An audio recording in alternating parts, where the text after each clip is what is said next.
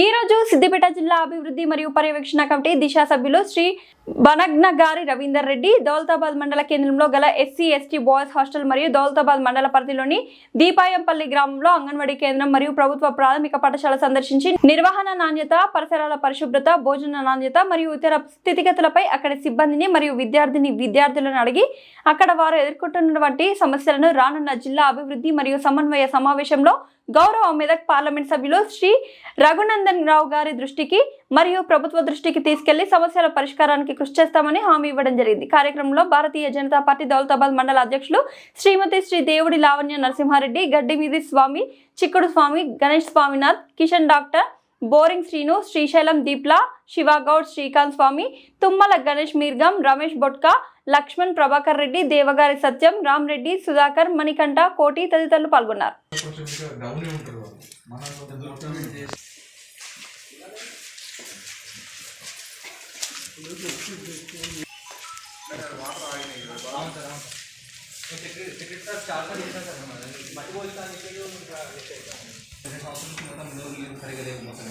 ఇక్కడ store door లేదు సరిగా.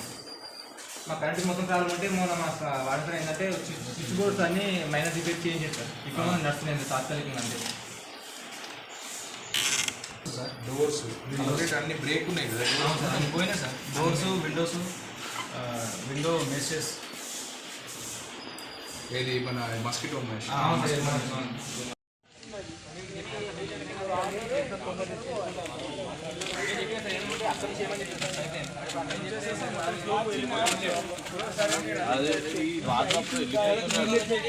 అదే సార్ ఎక్కడికైనా స్టోరేజ్ అయితే సార్ మొత్తం ప్లంబర్ వీటిలో మొత్తం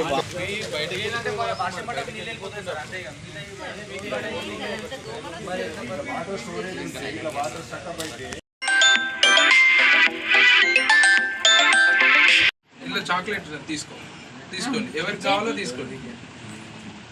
ఒకరికి కావాలనా? ఏమైంది అయాన్షు ఎందుకు పోతున్నా?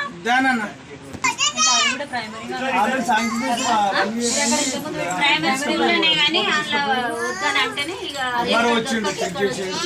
అసలు అంగన్వాడికి బిల్డింగ్ లేదు, ఇంటి ముందు టెంపరీగా ప్రైమరీ స్కూల్లోనే పెట్టారు. వాళ్ళకి సరిపోతలేదని చెప్పి వాళ్ళు వద్దనంటే అప్పుడు అది స్కూల్ కానీ ఇలా పెట్టింది మళ్ళీ.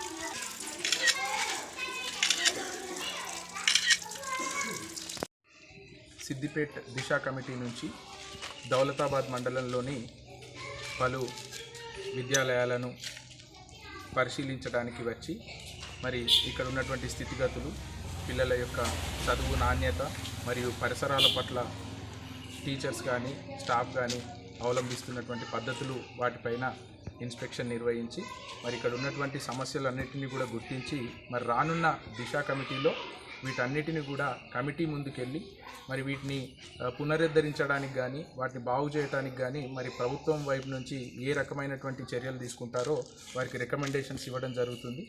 బట్ ఇప్పుడు ఉన్నటువంటి పరిస్థితులలో హాస్టళ్ళ పరిస్థితులు, అంగన్వాడీ పరిస్థితులు, స్కూళ్ళను చూసినట్టయితే చాలా రిపేర్ వర్క్స్ అవసరం ఉన్నాయి. మరి విద్యార్థుల భవిష్యత్తు ఏదైతే స్కూల్ నుంచే మొదలవుతుందో మరి స్కూల్ నుంచి మరి ఆ స్కూళ్ళ పైన ఆ స్కూల్ ఇట్లాంటి కండిషన్లో ఉండడం కొద్దిగా బాధాకరమైనప్పటికీ ప్రభుత్వం ఒకసారి దృష్టి పెట్టి స్కూళ్ళ పైన స్కూళ్ళను కనుక మనం మంచిగా చేసి విద్యను కరెక్ట్గా పిల్లలకు అందించగలిగినట్టయితే భావి భారత పౌరుల్ని మనం నిర్మించుకున్న వాళ్ళం అవుతాం.